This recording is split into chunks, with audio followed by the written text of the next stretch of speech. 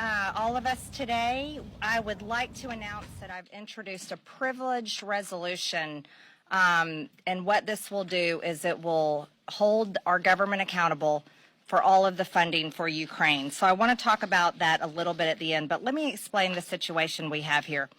Congress has appropriated $54 billion to aid in the Ukrainian conflict. And then our president, Joe Biden, has requested another $38 billion this week. The American people, the taxpayers of this country, deserve to know where their money is going and how it's being spent. Let's just break this down a little bit. Of the $54 billion appropriated by Congress, $44 billion is for aid to Ukraine and other affected countries.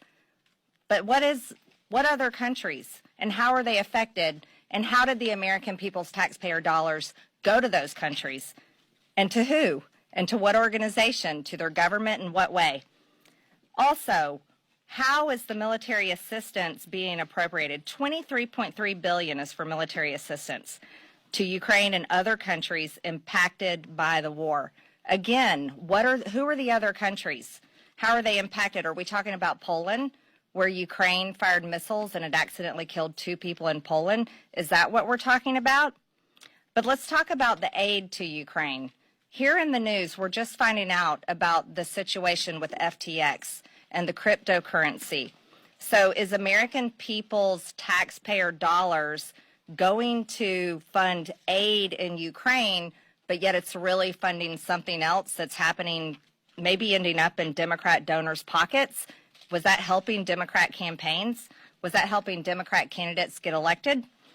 $8.9 billion is for the humanitarian assistance, including emergency food and assistance for Ukraine and Ukrainian refugees in the region and for other countries directly impacted by the conflict. Again, what other countries?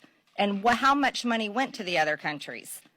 And what organizations are involved? Who runs these organizations? And why did they get the contracts? $11.8 billion in other assistance, including for direct budget support to Ukraine and development aid and other assistance to Ukraine and other affected countries. What development aid? What assistance? Who is running this? These are all the questions the American people have. Now, here, think about it like this. Separately from congressional appropriations, the Biden administration has already committed $17.6 billion and security assistance directly to Ukraine since the start of the war just this year. It's been about 10 months. The Biden administration has also authorized 23 drawdowns, that's selling weapons and equipment, under the Presidential Drawdown Authority since August of 2021 for a total value of $10.6 billion. Now let's compare all of this, to what our border receives.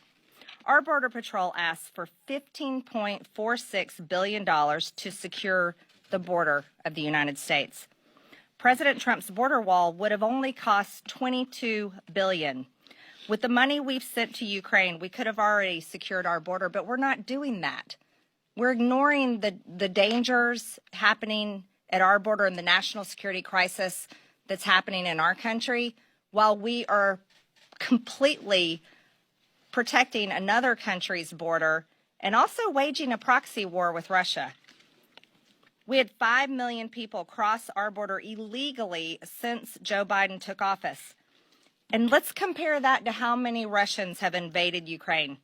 82,000 Russians have invaded Ukraine. I think the American people and the taxpayers of this country deserve to know why the Biden administration and this Congress is so interested in funding the protection of Ukraine's border and not the protection of our border. That's a very good question.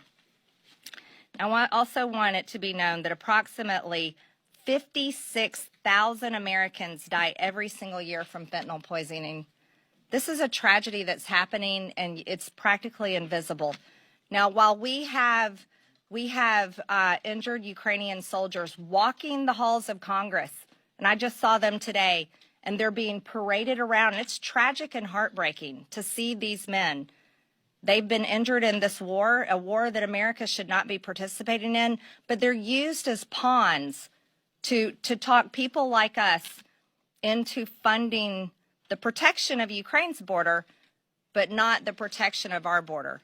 And that is extremely wrong.